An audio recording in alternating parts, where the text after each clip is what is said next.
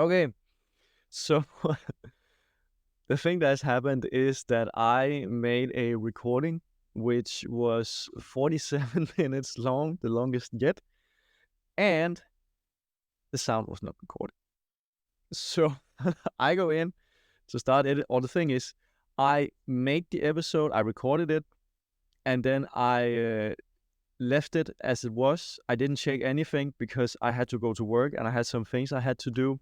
So I just left it. So Sunday evening, I I get home and I say, okay, I'm gonna edit the episode and make sure it's uploaded so it's ready for Tuesday. And I go in and I check to start editing the episode, and there's no sound. It's just, you know, I don't know if you know, but when you edit something, there's usually like these flickers or ups and downs, or to see that there's sound in the bar. But there was just one straight line all the way through the recording. And then I hit play the episode, and there's no sound. There's just this picture of me and the mouth just going blah blah blah. So I was like, oh my god, that's such a shame, because I really liked that episode. I was very inspired when I recorded it. So that's a shame. I will still try and talk about some of the things I talked about in the episode, because I think it was actually quite nice, quite interesting, but it will not have the same itch to it, because I was like inspired in that moment to talk about some things and talk about what happened, um, which is a shame. I mean, I can still upload it so you can see how excited I was, but not hear anything. I mean, I hope there's sound for this episode. I just checked it like real quick to see if there would be, and there should be. So let's just keep it at that. So what happened for the last episode, why I was so inspired, was because I suddenly got this urge or this feeling that I would like to read. I've been reading as a kid. I have read a lot since 2017. It was that I started reading again after some years where I had not read. I mean, I've, played too much video games, I guess. But then I started reading in the evening instead of playing video games and such things, because my sleep was terrible. So I started reading. I cannot remember how long I started reading. But when it was at its highest, I read 1 hour each evening before I went to bed.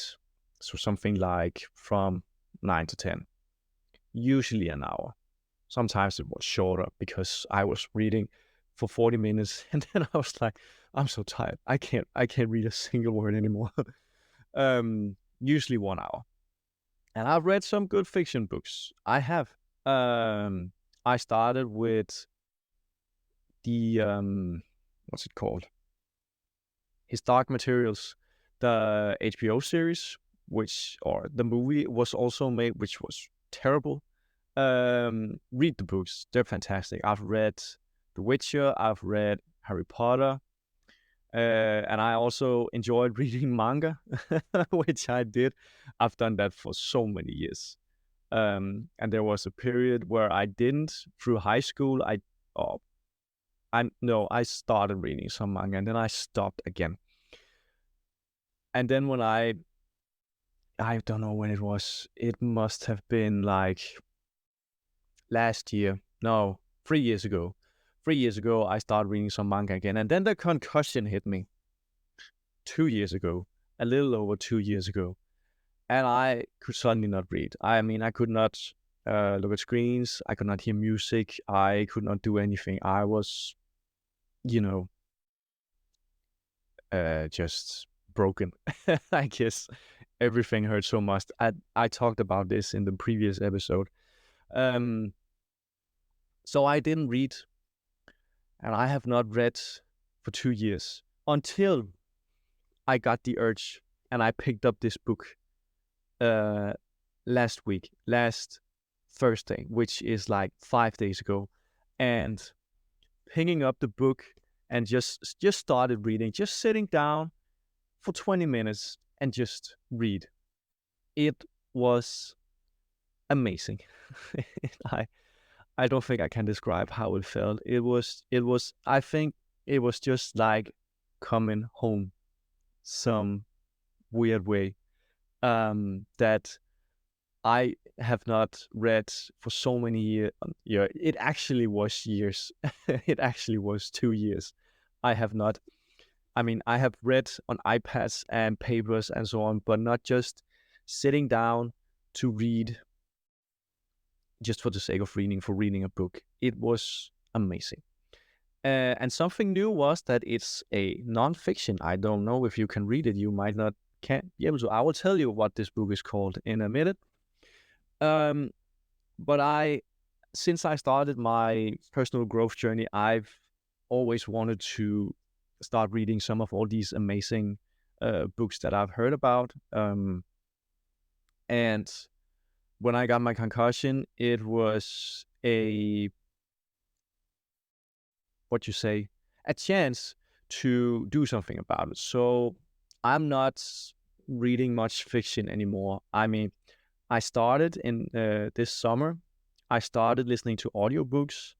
I started listening to some nonfiction books, and then I started some fiction books and enjoyed that. And then I got back to nonfiction books, and I have been listening to nonfiction books since. I have not been listening since I started working in my new job almost 2 months ago, because I've been busy and I have other things to do. But I've started again recently, actually, almost at the same time I started reading the books, because I started reading this book and I started listening to an audiobook again, and I was like, I really need to prioritize this because it makes me feel so good and it's so amazing and I fucking love it. It's so great. I mean, the title of this video should be how much I love reading, honestly, and how much I love books. Maybe it should be. Maybe it's going to be. We'll see. Because I don't know what to title this video. I am not sure I knew what to title the previous video. I think it was something like, I feel inspired. It might just be another, maybe not. We'll see. We'll see what it gets the title. Surprise for me, not for you. You know it. But I started reading this book, and this also inspired me a lot, because I just read the introduction and I was not ready for what was in the introduction. So the book is How We Work by Leah Weiss. I hope it's pronounced correctly. And she's a PhD lecturer at Stanford Graduate School of Business. And it's a book about mindfulness.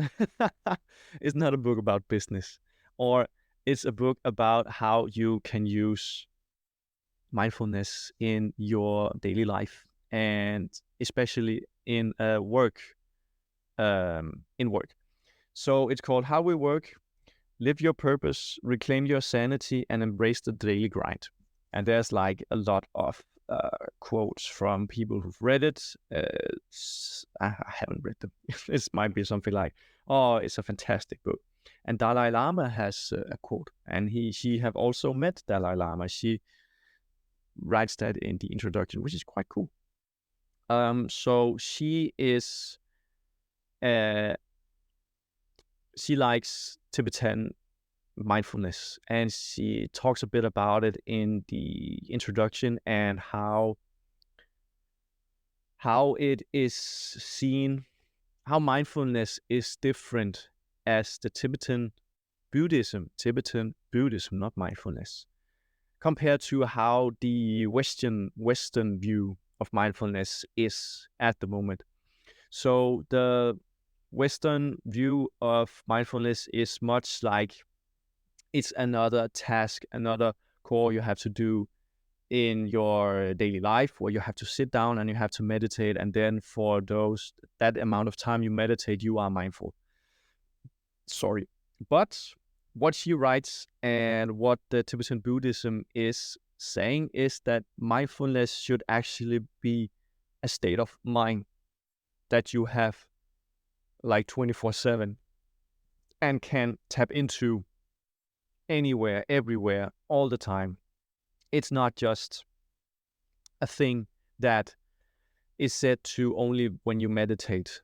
And that actually struck me quite a lot. Not because I had the idea that it was only meditation, but because I thought that I was out of the mindfulness train. So I've practiced kind of a lot of meditation before my concussion for like 3 years before my concussion had. Then my concussion hit, and I could not keep the daily task of meditate. So I started looking elsewhere. I looked to psychology, where I found a therapy theory, I think you can call it, which is called metacognitive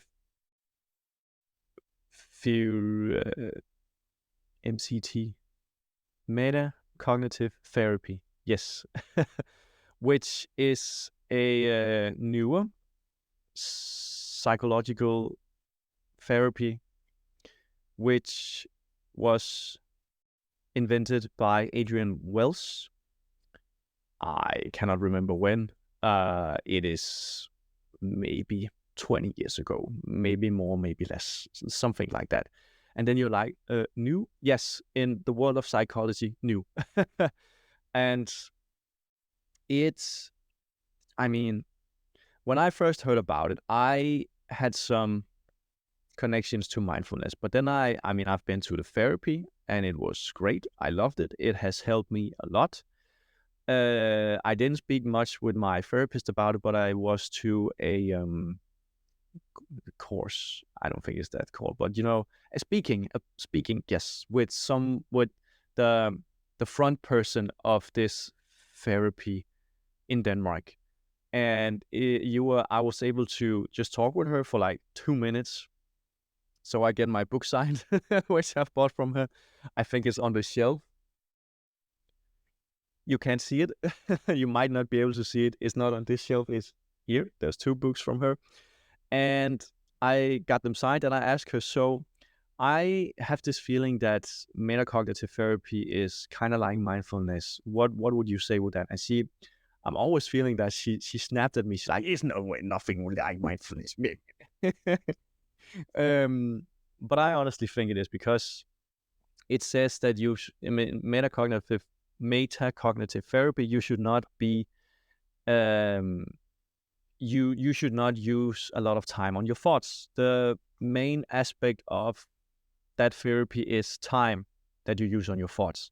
That you should get to a state of mind of observation, where you observe what is around you in the world, you are present in the world, and also just observe your thoughts. So your thoughts, they are popping up like 70,000 thoughts in your head a day.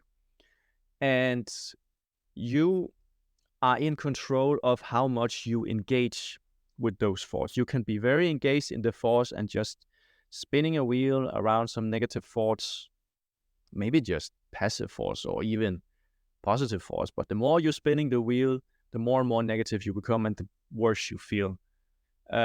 Just to get a quick brief of it, and I could talk about it if you would like to hear more about it. I think it's quite interesting. I loved it. It helped me a lot. So if you're interested, try and Google it. Find a therapist in your area. It's good. I can recommend it. But I still felt that it's kind of like was some of the ideas from mindfulness, which when I heard about it, how the guy who invented it, how he got to it, it was actually not through mindfulness.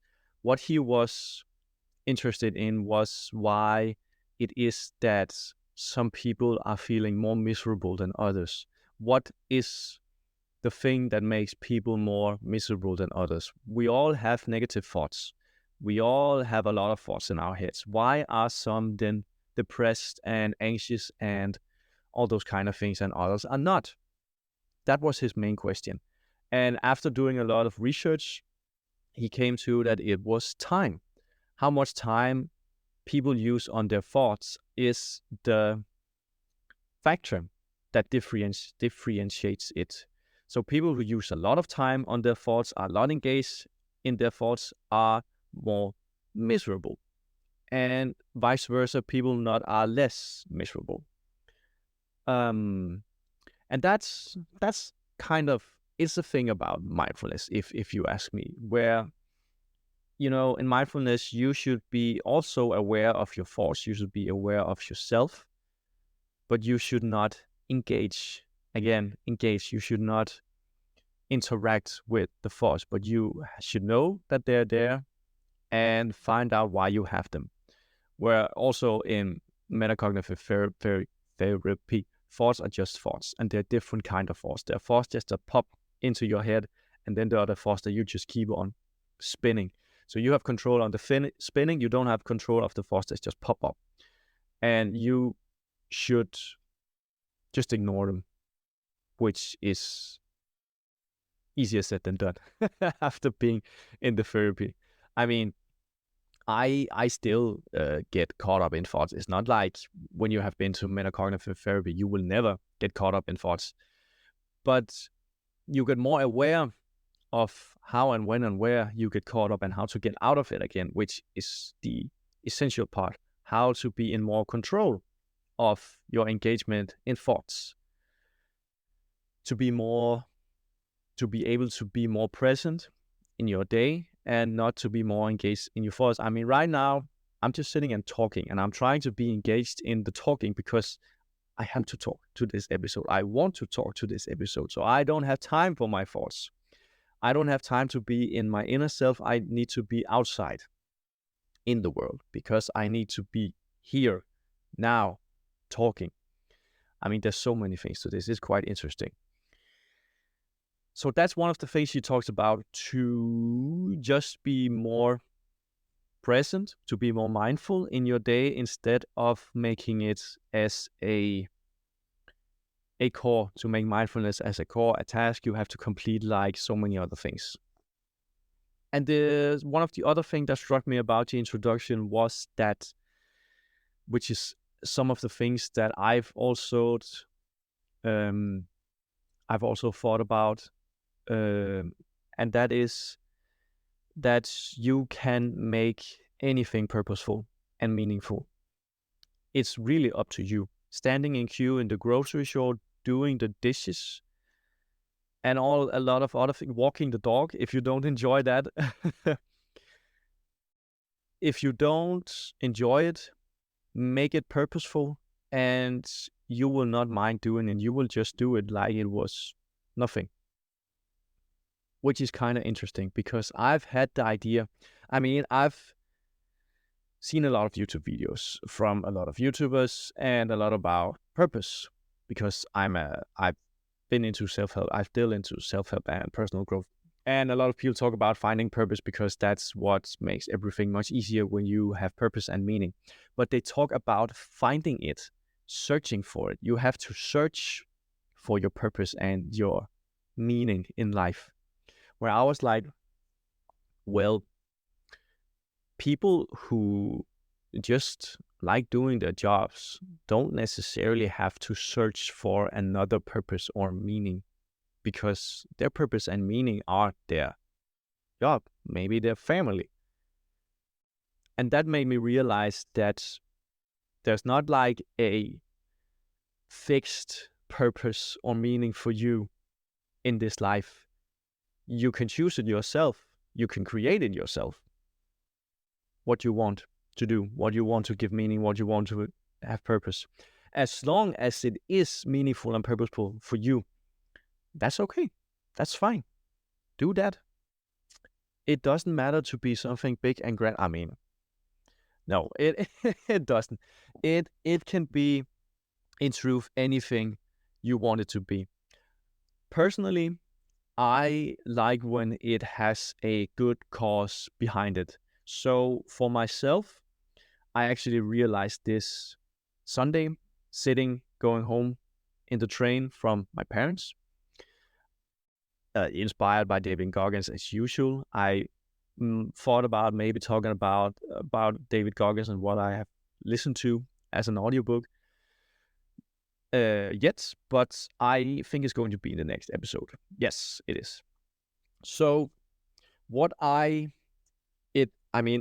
thinking a lot about what I want and what I want to do with this life. Because I always seem like I have it straight, and then I found out I don't have it straight. But I think that's okay.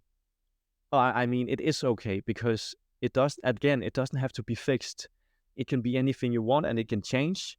If you change, so it would be weird if that didn't change with, not weird, for some it don't change, but it's very natural that it changes if you are changing as well. So for me, what I have come up with recently is that, one quick note about that, because I've had difficult saying if people should change or if they should stay the same. If you is enough or if you need to change. And I think it's a very complicated thing because it's a lot about you. Who is you? And what are you? And is identity even fixed or is it flexible? I believe identity is flexible, that it can be changed, that it is not fixed. I think that there are some things that are harder to change than others, like I go up in zodiac signs and personality types and also biological features. So for me, I'm a Taurus in zodiac sign. I am INTJ, the architect, in Myers-Briggs personality type, and I'm a man. And I have read about these things, and there are some usual characteristics of these characteristics of mine, you could say. And I really resonate with the characteristics that I have read about for these three things. At least I've started to. And then you can say, isn't that just blah, blah, blah, blah. I think you should stay true to those things because there are some truth to it. And those things, I'm stubborn. I've always been stubborn. And one of the main traits of a Taurus is that they are very stubborn.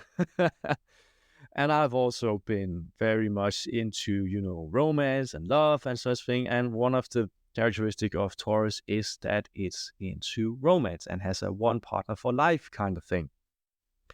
I've always been very structured, very planning, and very having like order in my life. And one of the things of the architect is that they really love structure, planning, and order.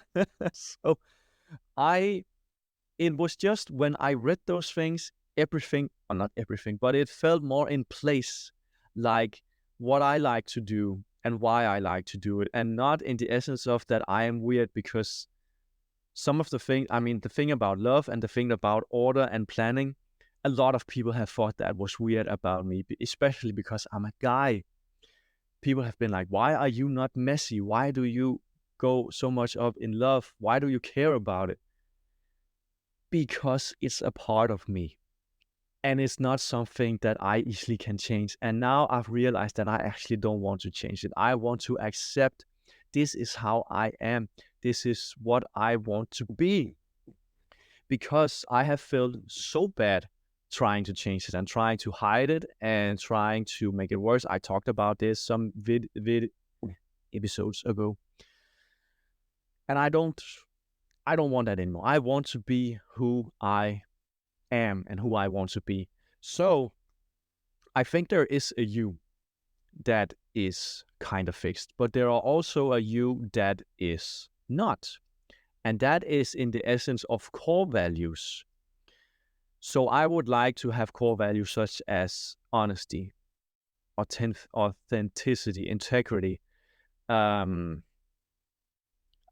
course, I cannot remember, confidence and vulnerability and openness. I have read quite a long list. discipline. I am also a thing of a Taurus. I'm very disciplined, which is a strength of mine. And I would like to teach that to people, but I'm not sure how to teach it to people when it's such a strength of mine. I could, but it also depends on if people are listening, if they want to be taught. So I want to change into good core values. And when I have changed into good core values, I want to stay with those good core values. So that's in the essence of change, to become more open, more honest, more authentic, more integrated, and so on. And then I also want to grow. And that is the difference of staying the same. But I want to grow as a person, as a human being, and have what's it called? I can't remember what it's called, but broaden my perspective, broaden my knowledge, my wisdom, learn a lot of things, do a lot of things to grow as a person and as a human being. So in some way, I want to stay the same, but I also want to change. I know this is kind of complicated. I try to explain it as well as I can, but I hope you get it, that you get what I'm trying to say here, that I have some core personality traits to me as a man, as a Taurus, as an INTJ, and I also want to inherit some good core values to my personality to become a better person, a better human being. Not in the essence of better, but wanting to grow as a person and as a human being. Because that's what I want to do. Grow and get better. I mean, in the essence, it is getting better. Not because I want to prove anything to anyone, maybe only to myself. I want to grow because I want it for myself. I want more for myself. I have realized lately that back in the days, I wanted it for the sake of others. I wanted to grow to prove something to others, that I'm actually worth something, because I have not felt worth anything at times, which I've talked about before. But now I want to do it for myself. And I find myself still caring about other people's opinions, but I do a lot less compared to what I have in the past. And I've also talked a bit about it in some episodes where I care less about what people think about me. But I also care about the opinions of people I like, I found out. Which it's something I'm working with, that I want to care less because it is affecting me. And I mean, it might be something that will never, I think it's something that will never completely go away in the same way as fear will always be there, but it's about looking fear in the eye and do it anyway and be courageous. I've talked about this many times. Courageous is doing things you are afraid of anyway. And I think it should be the same thing about people's opinions. People have opinions of you. They have. It's inevitable. It's called undeniable, you might say as well. And you have to be okay with that. If people don't like you, you have to be okay with that.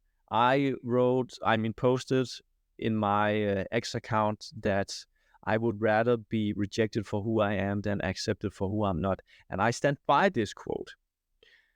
And I want to live up to that quote. Sometimes I don't. It's a progress. But everything in life, when it comes to growth, is a progress. And that's what life is. Progress and struggling in that progress. So I will just keep on progressing, I guess. And where was this leading me? I am actually not sure. It was to change. So to kind of round that up, I want to stay grounded in the personality traits that I have and in the core values that I am inheriting to myself, trying to be more honest. And then I want to still keep on growing. So I am, you could say, changing, but not like completely changing. I'm not becoming a different person or something like that. And wow, it's dark. It's also getting dark outside. Sorry about that. But maybe just if you could say a metaphor for this, it might be keep on building. So making a foundation, a good foundation of yourself, your personality, and keep building, keep adding to that and making a structure, and then having the goal of making it an empire that you are building. Because if you have a weak foundation for that empire, the whole castle will crumble at some point. So it's really important to have a strong foundation so you can keep on building. So that's in the essence of that I want to keep building, and I want to make it better, to make it hold, to make it big, and to make it strong, and to make it hold so it stays strong and big and not crumbling, because I have experienced my castle crumbling, the one I had built. It wasn't even a castle, it was a cart house that was somehow still standing. And after the concussion, it was just blown away, smacked to pieces by that elbow. um, and I had to build myself up from the bottom. I mean, even under the foundation, it was very low. I talked about this in previous episode. And I feel that my foundation is stronger than it has ever been, and I am keep on building, not only to the foundation, but also keeping adding on. I mean, maybe it's weird talking about the foundation because it's always changing as well. um, I hope you get the idea of what I'm trying to say here. To keep on building, keep on progressing from where you are, and maybe change some things out if you don't like them. Throw them away. Get in something new. Keep building, keep progressing, keep getting better. And I've also, since I mean, at the episode that was not recorded, I have only read the introduction. I have read some more in this book, and it's not as broad as the introduction, of course. So it's more detailed, I think. Holy shit, it's getting dark. I should end this episode because it's too dark now. You can't see a freaking thing. I can say fuck. This is not a kids episode. This is not a kids podcast. It's not being advertised to kids on YouTube anyway, so I can say fuck. I can swear. I do. I swear. Sometimes more than I would like to, but it happens. And it also, I think it's good to prove a point. And I actually, to be honest, I don't think there's nothing wrong with swearing. Everyone does it. It's just taboo from back in the day. And this is also a very big thing to break out all of a sudden. That I don't think there's nothing wrong with masturbating. I don't think there's nothing wrong with sex. It's very natural and everyone does it. Everyone has it, or at least most people. And it's very natural. We just don't talk about it because it's very taboo. And I think that's because of our culture, our history here in the Western world, at least. And it's so dark, man. What is going on? I really should get a light for these videos because it's very annoying. And that even do a thing. That it gets so that my light for these videos are only from what's light there are outside. So when it's dark outside, it's dark in here because I don't have that great lighting in lamps either. So I should get some light. I don't know where to fit it, but I should. So, bit of messy episode. I hope you like it. I actually liked. I think it was quite fun to talk about. Always messy episodes. I just guess that's who I am.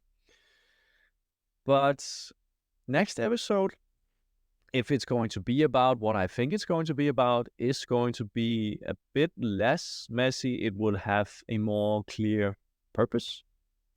And it will be very interesting. And that is highly inspired by David Goggins. It's actually in his book, both in Can't Hurt Me and in this one, Never Finished, there are, I cannot remember if they are called evolutions in Can't Hurt Me, but they are in Never Finished. And that's a thing from military over in the US, that you get evolutions, like tasks, exercises, that there are 1 to each chapter. And one of them, I think is quite fun. I think it's hilarious. What he does is that he talks about all the fears that he has into a dictator or into his phone, recorded, and then he listens to it. He listens both to his fears, what he's afraid of, and why he's feeling shit sometimes, and he listens to bad comments from the internet. And he's made a mixtape of negative and bad comments about him, and he listens to it, he puts it on the speakers, and he just sits and bumps to it. I mean, it's so funny. And if you don't believe it, I don't care. I believe it because I believe in everything he says. I really believe that he's the deal. And if you don't, that's fine by me. I don't care if you don't believe that he's faking it or not. I believe in him because what he has achieved, that's not fake. So I don't think he's faking either. I think he's very, very real. And I would like to be very, very real as well. I don't want to achieve the same thing that he has done. That's crazy, man. I'm never going to do that. But I want to be real, even though I haven't achieved a lot of things. And then also one thing I would like to touch upon, what I have wanted in the past compared to what I want now. In the past, I wanted to be very successful. I wanted to be very successful to show people that I am a cool person, that I'm successful. Now, I mean, in some, I cannot say that I don't care about being successful. Everyone wants to be successful, but it is not my main purpose. It is not my main goal.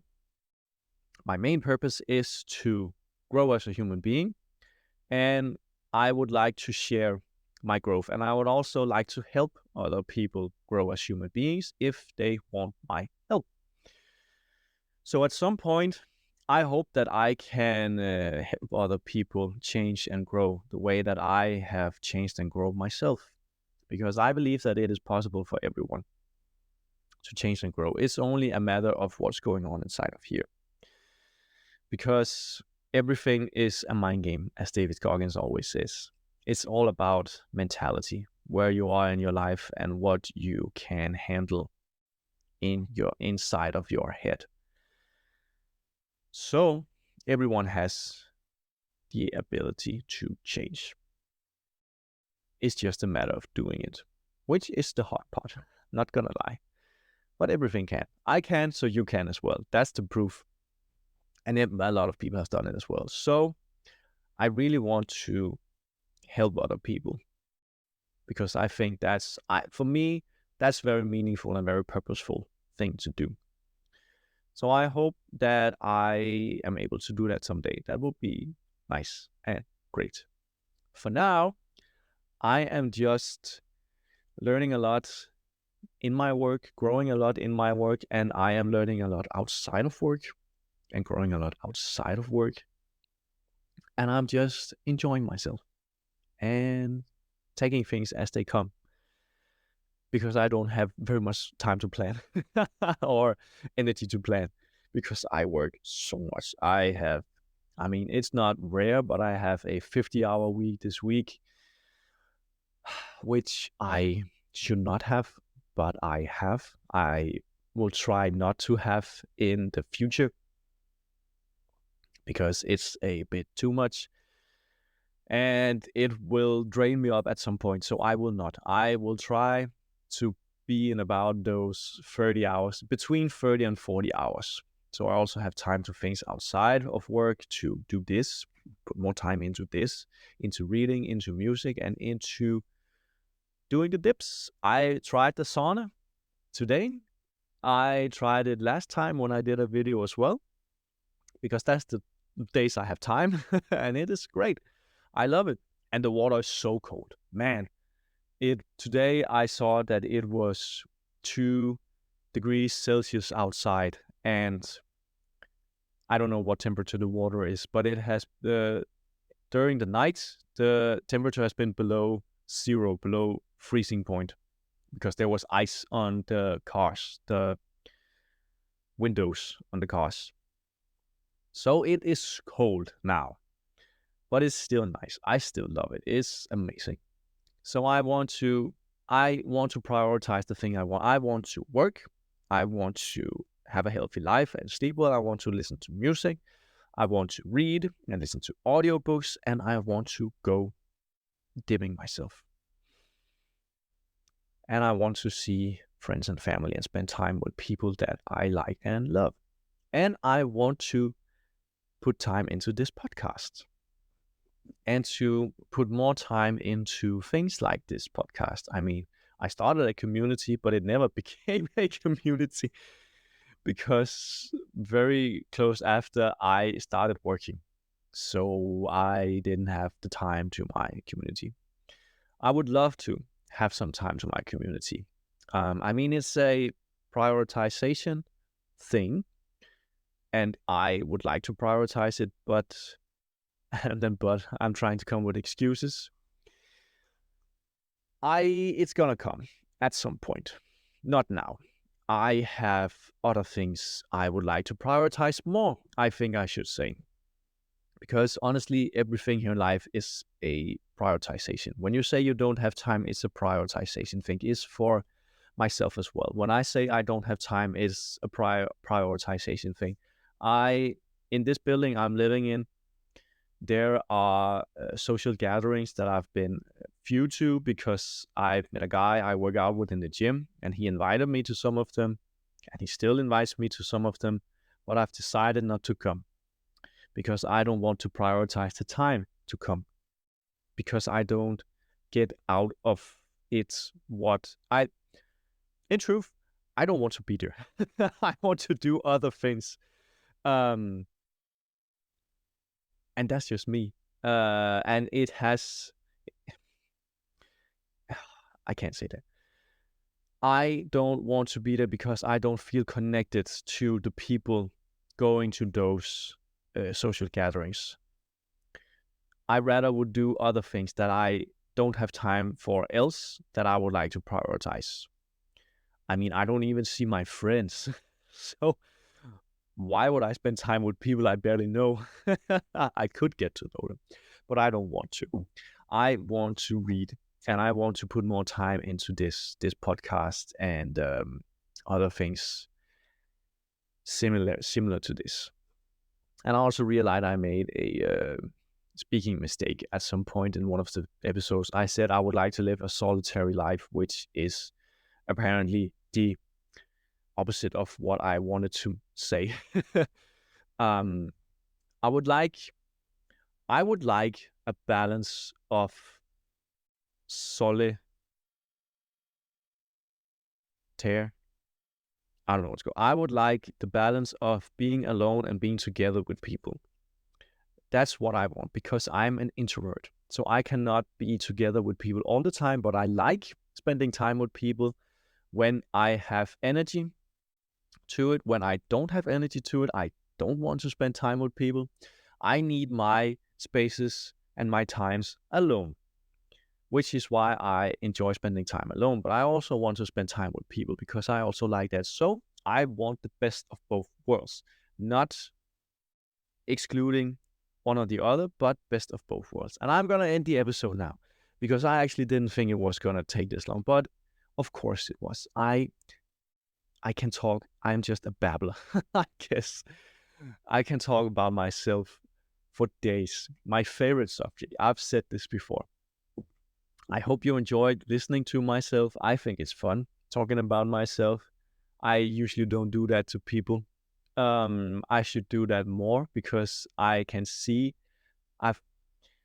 starting in this work, I have met new people, working with new people in different gyms. And every time I open up about myself and talk about myself, I can see people like, wow, okay, whoa. I'm not saying maybe surprised, but they think it's cool what I'm doing, which I think is quite cool. And that is not to brag, that is a fact, to be honest. So I am a cool guy, but I'm also in some way disconnected from them because I do all these extreme and disciplined things which they think are cool, but maybe they would. If you ask me, they would never do the same things as I do. That's not to say I'm special. Maybe I am. I would not say I'm special. I don't feel special. I just like growing. I just like being disciplined and doing hard shit. That's it. I like doing things that other people don't. Not for the essence of people don't do it, but for the reasons why you should do it. Why you should be healthy, why you should work out, and why you should grow. That's why I do it. I don't do it to prove anything to anyone. I do it for myself. And when I talk to people about it, they are like, man, why are you doing this? Why are you doing this to yourself? Because I want to. I like it. I do. I like getting up in the morning at 5 a.m. every day, or close to every day, as often as I can. I love it. It's great. My father, he was visiting me before I started this episode, and I have work later. I didn't have to get up at 5 a.m., but I did. And he was like, why? And also the people, I was in the gym, the people I walking around most of the day was also like, why? Don't you like sleeping? I'm like, yes, I do like sleeping. But I also like getting up early. And I get enough sleep because I go to bed early. And it's about keeping the day and night routine, which gets you a good amount of sleep, makes you able to go to sleep, and also gets you able to wake up early. It's that simple. It's not rocket science. People just don't have the discipline to do it. I haven't had the discipline to do it in the past. I have now because I want to. I prioritize it more than I ever had, and I plan to do in the future. I cannot say what's going to happen in the future. I want to do. Now this has been the longest episode, so fuck that previous episode with no sound. It was a good episode. It was practice for me at least. But I'm gonna end this episode now. So I hope you enjoyed. I'm looking forward to next episode. I might not be very energetic recording it because I have been working for 7 days straight when I'm gonna record it after work as well. So we'll see what happens. For now, I will see you in the next one.